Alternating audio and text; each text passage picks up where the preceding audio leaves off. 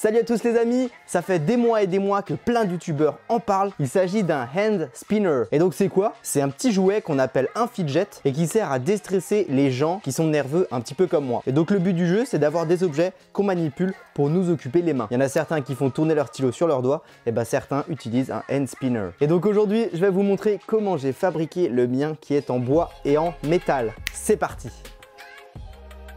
Alors tout d'abord, première étape, il va falloir définir la forme de votre hand spinner. Pour cela, je vous conseille d'aller sur internet, vous trouverez plein d'idées qui vont vous inspirer à créer le vôtre. Une fois que c'est fait, reportez cette forme sur un morceau de bois. Ici, j'utilise de l'acajou, mais vous pouvez utiliser n'importe quelle planche de bois que vous aurez chez vous. Pour ma part, le morceau que j'avais choisi était bien trop épais.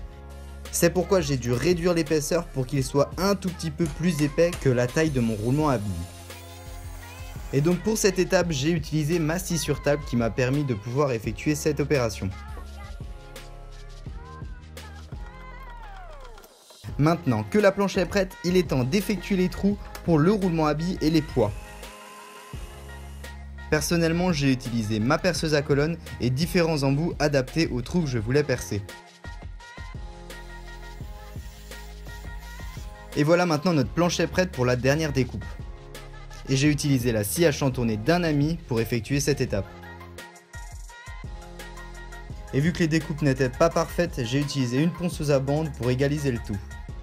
Ensuite, pour les poids du hand spinner, j'ai utilisé une tige en acier de 1 cm de diamètre et j'ai découpé 6 petits morceaux qui étaient un petit peu plus épais que la planche du hand spinner. Ensuite, j'ai tout simplement collé chacun des poids à son emplacement avec un petit peu de super glue et quelques coups de maillet. Le résultat n'est pas beau, mais pas d'inquiétude, tout s'arrangera dans quelques étapes. En attendant que ça sèche, on prend notre roulement à billes et on vient enlever les deux petites armatures qu'on trouvera sur le côté. Et puis on trempe le tout dans un bain d'acétone, ce qui va nous permettre d'enlever toute la graisse pour que le roulement à billes tourne plus facilement. Une fois que la super glue a terminé de sécher, le moyen le plus simple c'est d'utiliser une ponceuse à bande afin d'effectuer un premier ponçage pour lisser la pièce. Et puis dans un deuxième temps, j'ai utilisé du papier à poncer 240 pour que la pièce soit encore plus lisse. Une fois que le résultat vous plaît suffisamment, appliquez une fine couche de vernis et puis ensuite, dernière étape, il suffit de venir enfoncer le roulement à billes au milieu de notre hand spinner.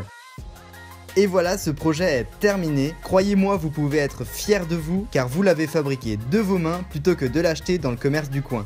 J'espère que vous allez vous amuser vous aussi à fabriquer le vôtre car il m'a coûté que très peu d'argent et puis je vous avoue que c'est très agréable à utiliser. En attendant, si la vidéo vous a plu, je vous invite à mettre un pouce bleu, vous vous rendez pas compte de l'aide que ça m'apporte. Et puis surtout, partagez la vidéo si elle vous a plu. Et puis bien évidemment, si vous êtes nouveau sur la chaîne, je vous invite à vous abonner pour ne pas louper mes prochaines vidéos. Prenez soin de vous et bon bricolage à tous. Ciao!